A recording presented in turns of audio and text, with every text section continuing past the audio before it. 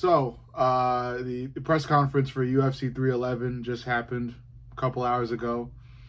Let's break it down. So overall, in terms of conferences all time, I would rate this one a bit above average. I would rate it above average because of the volume of the audience.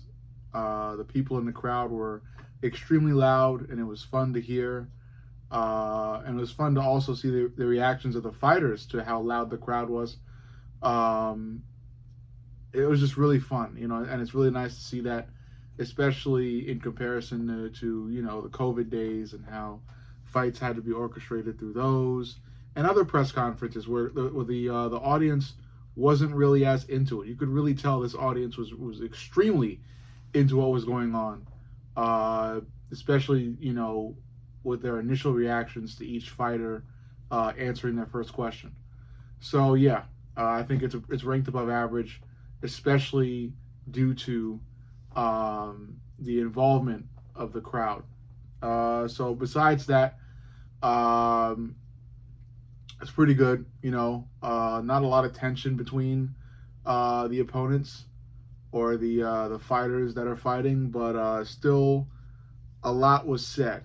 And going into the press conference, a lot of people were probably, like myself, were probably mostly interested in what was going to happen between Merab and Umar because there's obviously a lot of bad blood between the two fighters, and that bad blood has been present years ago.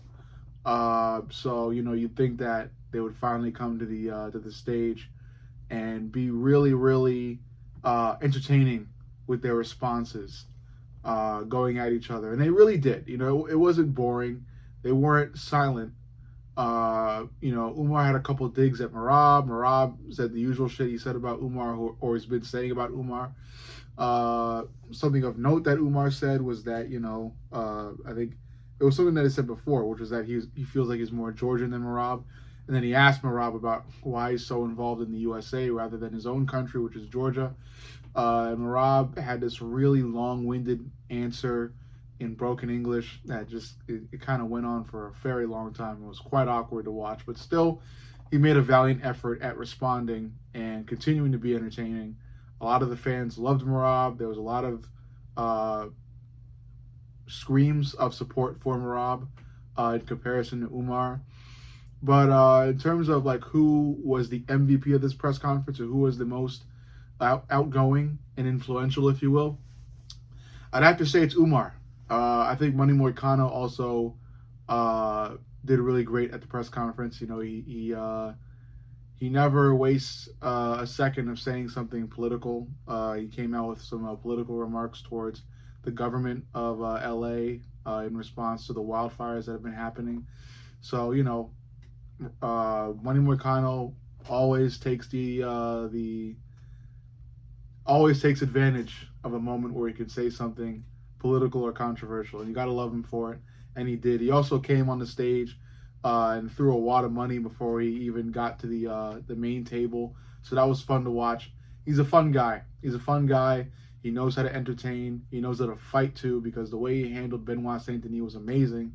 And I liked what he did at the press conference. So he's up there as well.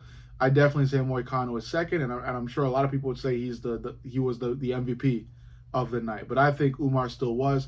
And I think Umar still was specifically because of how he was also kind of instigating responses back at Merab. Like there was one time where some other fighter answered a question, and then Umar chimes in and asks Merab a question. So Umar's acting like a journalist, and he's currently asking his opponent questions rather than the journalist, rather than the journalist. So it was very entertaining. It was fun to see Umar butt in at times and just be like, Merab, I have a question for you. So it was fun to see that, and I kind of wish more fighters would do that, from an entertainment standpoint. But yeah, I think Umar was the MVP of the night. He was very entertaining.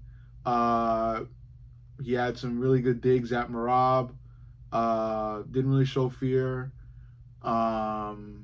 He's assured of himself. He knows he belongs there, and that's a big credit I could give fighters from Camp Khabib. It seems like Islam and Umar are both very assured of themselves going into this fight. They're not nervous at all. They seem calm, cool, collected, and even happy and comfortable. So it's cool to see that shit, and it's a lot. It's a big credit to Camp Khabib. And now another big point I want to make about this press conference is Arman Sakarian. And I've been saying I've been warning a lot of MMA content creators and MMA fans not to fully count Arman Sakarian out and not to underestimate Arman Sakarian. He's a young, hungry fighter, and he has a ton of potential. And I think he's definitely at a level where he's going to give Islam Makhachev the toughest fight of his career. That being said, Arman looked extremely nervous at this press conference. His responses weren't like terrible. It's just the expressions he would give. There was blatant fear in his face, especially when near Islam, the face-off itself, Arman Sakarian was showing a lot of fear in the face-off and like the actual face-off after the press conference. If I were to choose Arman, I'd be worried. I would be worried at this moment because Arman looked really nervous, and I don't know whether that nervousness will dissipate as the fight nears, like in the next couple of days. Hopefully that goes away, but I'm not sure it will, because as the fight comes closer, fighters tend to get even more nervous, and especially leading up to the fight while they're in the back waiting to make their walk. That's like the most nerve-wracking moment. So it kind of worries me. Arman's expressions worried me tonight at the press conference because he just looked really, really nervous. You could see it on his face. He looked anxious, like he needed to do something. And people were asking him about the huge Armenian fan base, or the huge Armenian population in LA, and how they've all got his back. And he seemed comfortable about it, but he didn't seem too comfortable about it. It seemed like Islam was more comfortable with it. And this isn't Islam's home turf. It's supposed to be Arman's because of the large Armenian population. But despite the large Armenian population, Arman looked nervous. So that's kind of worrying for me, and I don't know whether or not that will affect his performance. I'm sure Arman has put together a killer package in terms of striking, grappling, and everything in between. I'm just unsure of his mindset and whether or not he's going to have the right mindset to fully utilize everything he's put together in this package. But like I said, I still am not counting Arman out.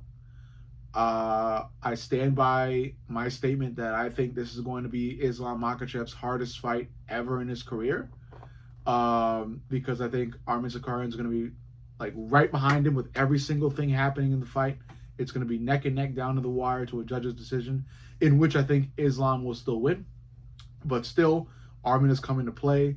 Like I said, I do think he is nervous, but I think, hopefully that nervousness goes away as he makes his walk and he's able to use everything he's been planning to use, especially that secret weapon, that secret move he's been talking about. So overall, and then I also want to address the other, because I think there was two other fighters present too. The other fighters I didn't talk about were Kevin Holland, De Ridder, and Beneil Dariush. Beneil Dariush did everything that was basically what Beneil Dariush did. Beneil Dariush things, okay, like plain white tee, minimal responses, casual, cool, calm, collected demeanor. You got to respect it. Beneil doesn't look nervous. He's a veteran. He's been tested before. He's lost badly before. And, he's still in it. He's still feeling the moment. He's still trying to make the best of every moment.